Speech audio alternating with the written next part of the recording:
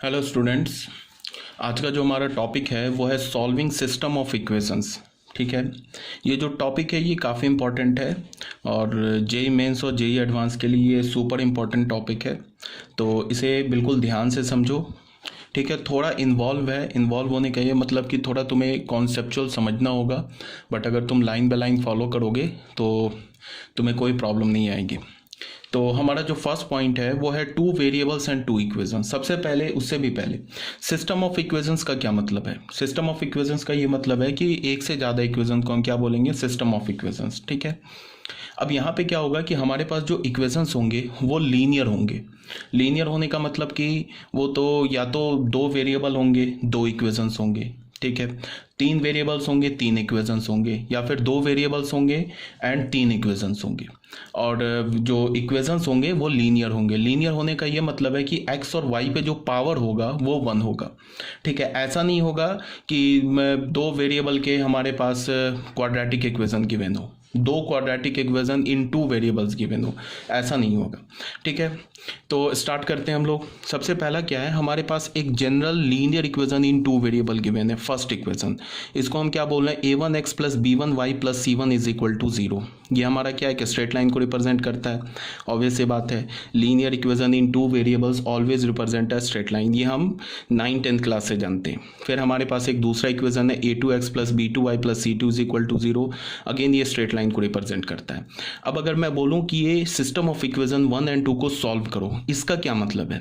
Solve करने का मतलब ये है कि हमें एक्स और वाई का वैल्यू निकालना है। ऐसा एक्स वाई का वैल्यू निकालना है जो सिस्टम और जो इक्वेशन 1 को भी सेटिस्फाई करे और जो इक्वेशन 2 को भी सेटिस्फाई करे। तो यहाँ पे क्या है कि वो एक्स और वाई की वैल्यू निकल भी सकती है, एक सिंगल वैल्यू भी निकल सकती है। मीन्स क्या हुआ, एक्स का एक वैल्यू निकला है, वाई का एक वैल्यू निकला है जो 1 और 2 दोनों को सेटिस्फाई करे। ये भी पॉसिबल हो सकता है कि एक्स और वाई के इन्फानाइट वैल्यूज़ आ गए, वो भी दोनों को सेटिस्फाई करे। ये भी पॉसिबल हो सकता है कि एक्स और वाई का हमें वैल्यू ही ना मिले, मतलब कि ऐसा कोई एक्स और वाई का एग्जिस्ट नहीं कर रहा है जो 1 और 2 को साइमल्टेनियसली सेटिस्फाई कर दे। तो ये सब कंडीशन कब होल्ड करेगा, इसी बातों को हम यहाँ इस टॉपिक जो है हमारा सॉल्विंग सिस्टम ऑफ इक्वेशंस, इसमें हम लोग सीखेंगे। तो केस 1 आते हैं। केस 1 में क्या हमारे पास सबसे पहला कंडीशन है, if a1 upon a2 is not equal to b1 upon b2। a1 क्या है? Coefficient of x। a2 क्या है? Coefficient of x in second equation. b1 क्या है? Coefficient of y in first equation. b2 क्या है? Coefficient of y in second equation. अगर ये दोनों इक्वल नहीं है then both the lines intersect each other और यूनिक सॉल्यूशन होगा and the system of equation is said to be consistent. इसका क्या मतलब है? सबसे पहले ये इक्वेशन 1 और इक्वेशन 2 स्ट्रेट लाइन है, और मैंने बोला क्या कि अगर a1 upon a2 is not equal to b1 upon b2 है then the system of equation is consistent and have unique solution और both the lines intersect at a point. इसका ये मतलब है कि अगर ये case a1 upon a2 is not equal to b1 upon b2 है, तो अगर तुम इस स्ट्रेट लाइन, इस इक्वेशन 1 और 2 को xy प्लेन पर प्लॉट करोगे तो हमें दो स्ट्रेट लाइंस मिलेगी। तो दोनों स्ट्रेट लाइंस आपस में इंटरसेक्ट करेगी, और जिस पॉइंट पर इंटरसेक्ट करेगी उस पॉइंट का जो कोऑर्डिनेट होगा, कोऑर्डिनेट कैसे मिलता है हमें? कोऑर्डिनेट में एक x का वैल्यू मिलता है, एक y का वैल्यू मिलता है। तो जो x और y का वैल्यू होगा वो इस सिस्टम ऑफ इक्वेशन 1 और 2 को साइमल्टेनियसली सेटिस्फाई करेगा। ठीक है, और हमें x और y का वैल्यू मिल गया तो हम इसे क्या बोलेंगे कि सिस्टम ऑफ इक्वेशन 1 और 2 आर कंसिस्टेंट। ये हमारा क्या है? कंसिस्टेंट है।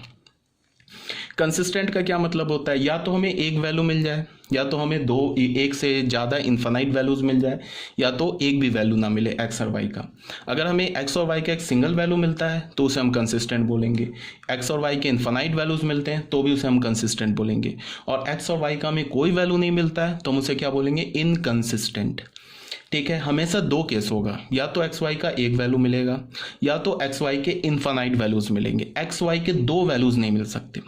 ये बहुत ही ऑब्वियस सी बात है कि एक्स वाई के दो वैल्यूज क्यों नहीं मिल सकते? बिकॉज या तो लाइन आपस में कट करेगा तो एक ही पॉइंट पे कट करेगा, और जिस पॉइंट पे कट करेगा वो एक्स और वाई का यूनिक वैल्यू मिल जाएगा हमें। और अगर ये कट नहीं किया तो क्या क्या पॉसिबिलिटीज़ हो सकती है, ये दोनों लाइंस क्या हो, आपस में पैरेलल होगा तो हमें एक्स वाई का कोई वैल्यू नहीं मिलेगा, तो फिर सिस्टम क्या हो जाएगा, इनकंसिस्टेंट। या फिर तीसरी पॉसिबिलिटी क्या हो सकती है कि दोनों लाइंस जो है ना आपस में ओवरलैप कर जाए। तो ओवरलैप करने का क्या मतलब है कि इनफैक्ट दो लाइंस नहीं, एक ही लाइन दे रखी है, मतलब कि इक्वेशन 1 एंड इक्वेशन 2 दो डिफरेंट इक्वेशन नहीं है, ये एक सेम इक्वेशन है। तो इस केस में क्या होगा, इन्फिनाइट मैनी सॉल्यूशन मिल जाएगा हमें। तो इन्फिनाइट मैनी सॉल्यूशन मिले या यूनिक सॉल्यूशन मिले, सिस्टम क्या होता है, कंसिस्टेंट होता है। नो सॉल्यूशन मिले, सिस्टम क्या होगा, इनकंसिस्टेंट। ठीक है, तो कहने का क्या मतलब है कि या तो हमें एक्स वाई का एक वैल्यू मिलेगा या तो एक्स वाई के इन्फिनाइट वैल्यूज मिलेंगे, या तो एक्स वाई के वैल्यूज मिलेंगे ही नहीं। ऐसा नहीं होगा कि एक्स के भी दो वैल्यूज मिल जाए, वाई के भी दो वैल्यूज मिल जाए, बिकॉज जब भी लाइन कट करेगा तो एक ही पॉइंट पर कट करेगा, दो लाइन दो डिफरेंट पॉइंट्स पर कट नहीं कर सकता। ठीक है, तो यहाँ पे ये गिवन है कि अगर ये पॉसिबिलिटी है तो यूनिक सॉल्यूशन होगा, सिस्टम कंसिस्टेंट होगा। अब सिस्टम कंसिस्टेंट है तो हम एक्स वाई की वैल्यू कैसे निकालेंगे, बाय क्रॉस मल्टीप्लिकेशन। कई मेथड्स है, आप 10th क्लास से जानते होंगे, क्रॉस मल्टीप्लिकेशन मेथड है, एलिमिनेशन मेथड है, सब्स्टिट्यूशन मेथड है। तो ये मैं क्रॉस मल्टीप्लिकेशन करके दिखा रहा हूँ। इसमें हम कैसे लिखते हैं, एक्स लिखा, इसको हटा दिया, उसके बाद ये y और जो कांस्टेंट बचा है इसे क्रॉस किया, y का कोफिशिएंट b1, कांस्टेंट c2, तो क्या हो जाएगा b1 c2 minus b2 c1 x के नीचे। फिर क्या लिखा, y की जगह माइनस y लिखा, इसको हटा दिया। फिर कैसे लिखेंगे, a1 c2 minus a2 c1। फिर कांस्टेंट की जगह 1 यहाँ लिखा और फिर इस कांस्टेंट को हटा दिया। फिर कैसे लिखेंगे, a1 b2 minus a2 b1। तो यहाँ से हमें तीन इनइक्वालिटी मिल गई। तो एक बार इसको और इसको इक्वेट किया हमने तो हमें x की वैल्यू क्या मिल गई, b1 c2 minus b2 c1 upon a1 b2 minus a2 b1। ठीक है, y की वैल्यू क्या मिल गई, यहाँ से हमने इसको और इसको इक्वेट किया तो y की वैल्यू क्या मिल गई, a2 c1 minus a1 c2 upon a1 b2 minus a2 b1। अब यहाँ पे ऑब्वियस सी बात है कि अगर a1 upon a2 is not equal to b1 upon b2 है तो हमने इसको क्रॉस किया, तो a1 b2 is not b1 a2, तो यहाँ से हमें क्या मिल गया, a1 upon b2 minus a2 upon b1 is not equal to 0। तो ये जो हमारा एक्सप्रेशन है ना, ये डिनोमिनेटर में आ रहा है x और y के, तो ये 0 के इक्वल नहीं है। इसका मतलब क्या है कि x एंड y हमारा डिफाइंड है। क्या हमारा x एंड y डिफाइंड है, और ये जो x की वैल्यू मिली, ये जो y की वैल्यू मिली, ये हमें एक यूनिक वैल्यू मिली, और ये x और y साइमल्टेनियसली इस इक्वेशन 1 एंड इक्वेशन 2 को भी सेटिस्फाई करेगा, दोनों को सेटिस्फाई करेगा।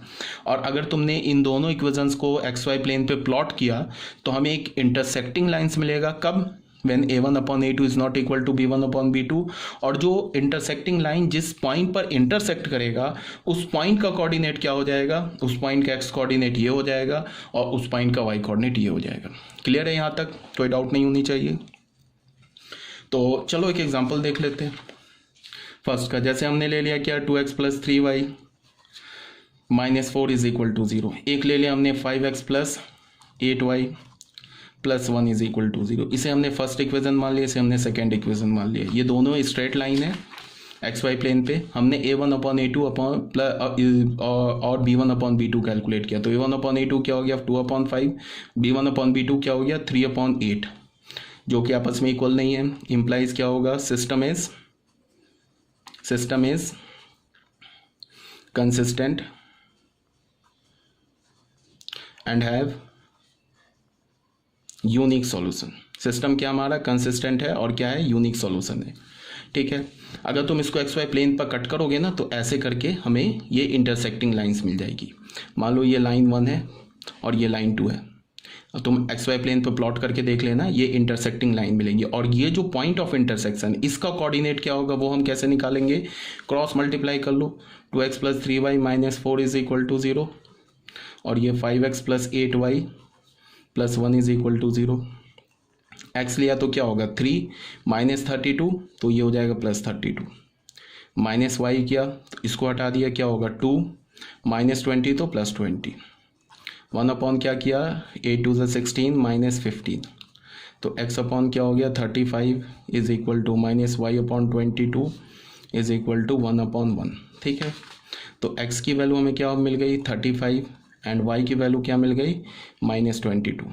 तो ये अगर मैं कोऑर्डिनेट लिखूं तो कोऑर्डिनेट होगा 35 कॉमा माइनस 22। तो इस पॉइंट का मान लो कि ये ए पॉइंट पर कट कर रहा है दोनों स्ट्रेट लाइन, तो इसका कोऑर्डिनेट क्या हो जाएगा 35 कॉमा -22। अब अगर तुमने x का वैल्यू और ये y का वैल्यू इसमें और इसमें सब्स्टिट्यूट किया तो ये दोनों को सेटिस्फाई कर देगा। सेटिस्फाई करने का मतलब कि ये यहाँ से भी ये जो सिस्टम ऑफ इक्वेशन 1 और 2 है दोनों क्या हो जाएगा, कंसिस्टेंट हो जाएगा। कंसिस्टेंट का मतलब है ये हमें एक यूनिक सॉल्यूशन आ जाएगा। ठीक है, ये तो आई थिंक आप लोग 10th क्लास से जानते होंगे, इसमें कोई सीखने वाली बात तो है नहीं। अब आ जाओ केस नंबर 2 में। केस नंबर 2 क्या बोल रहा है, if a1 upon a2 is equal to b1 upon b2 but not equal to c1 upon c2 means both the lines are parallel and no common point and hence equation 1 and 2 have no solution, hence the equations are inconsistent। मतलब क्या है कि अगर a1 upon a2 b1 upon b2 के equal तो हो जाए but c1 upon c2 के इक्वल ना हो तो सिस्टम हमारा जो होता है इनकंसिस्टेंट होता है और इसका कोई सॉल्यूशन नहीं मिलता है। अगर हम ज्योमेट्रिकली बात करें तो दोनों जो स्ट्रेट लाइन है वो आपस में पैरेलल एंड डिस्टिंक्ट होगा। ठीक है, तो अगर दो straight line parallel and distinct हो जाए तो ऑब्वियस सी बात है कि उसके बीच में कोई भी पॉइंट कॉमन नहीं होगा। तो कोई भी पॉइंट कॉमन नहीं होगा तो कोई भी एक्स वाई का वैल्यू नहीं मिलेगा जो दोनों इक्वेशन को साइमल्टेनियसली सेटिस्फाई कर दे। इसका भी एक एग्जांपल देख लेते हैं। ये हमारा एग्जांपल 1 है, एक एग्जांपल 2 देख लेते हैं। ये सब आप 10 से जानते होंगे, 10 क्लास से, बट फिर भी मान लो मैंने लिख दिया 2x + 3y -1 is equal to 0। फिर यहाँ पे ऐसे लिखा 2x + 5y + 1 is equal to 0। अब a1 अपॉन b2 क्या है, a1 अपॉन a2 क्या हमारा 2/2, b1 अपॉन b2 क्या है 3 ही रखा, तो 3/3 ये क्या है -1/1। तो a1 upon a2 is equal to b1 upon b2 तो है बट c1 अपॉन c2 के इक्वल नहीं है। तो अगर तुम इस स्ट्रेट लाइन और इस स्ट्रेट लाइन को xy प्लेन पर प्लॉट करोगे तो ऐसे ये दो पैरेलल लाइंस आ जाएंगे। ठीक है, parallel lines and distinct lines. तो ये दोनों किसी पॉइंट पे इंटरसेक्ट नहीं कर रहा है। इसका मतलब क्या होगा कि हमें ऐसा कोई भी एक्स और वाई का वैल्यू नहीं मिलेगा जो इक्वेशन 1 एंड इक्वेशन 2 को साइमल्टेनियसली इकट्ठे सेटिस्फाई कर दे। तो इस केस में क्या हुआ, एक्स और वाई का वैल्यू नहीं मिला। तो एक्स और वाई का वैल्यू नहीं मिला, इसका मतलब कि सिस्टम इनकंसिस्टेंट होगा और इसका कोई सॉल्यूशन नहीं होगा। या तो हमें एक्स वाई का एक वैल्यू मिलेगा, या तो हमें एक्स वाई का इन्फिनाइट वैल्यू मिलेगा, या तो हमें एक्स वाई का वैल्यू ही नहीं मिलेगा। तो अगर एक्स और वाई का एक यूनिक वैल्यू मिल जाए तो भी हम बोलते हैं सिस्टम इज कंसिस्टेंट, और अगर हमें एक्स वाई के इन्फिनाइट वैल्यूज मिल जाए तो भी हम बोलते हैं system of equation is consistent. But अगर हमें एक्स वाई का एक भी वैल्यू ना मिले तो हम क्या बोलेंगे, system of equation is inconsistent. तो केस 2 में क्या होगा, system of equation is inconsistent, पहली बात। दूसरी बात क्या होगा कि लाइंस आर पैरेलल, और थर्ड में क्या होगा कि no common points, no common solution. ठीक है, ये हमारा केस 2 था। ये सब आप 10th क्लास से जानते होंगे। ठीक है, अब आ जाओ यहाँ पे मैंने देख लो, यहाँ पे मैंने एक एग्जांपल लिया है 2x + 3y = 5 and 2x + 3y = 6। ये फर्स्ट हो गया, सेकंड हो गया, इक्वेशन लिया।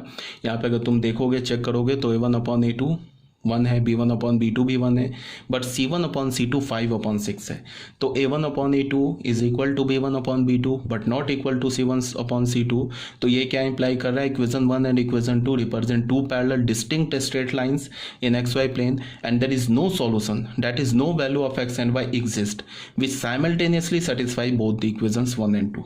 ठीक है, यहाँ तक आई थिंक क्लियर होगा।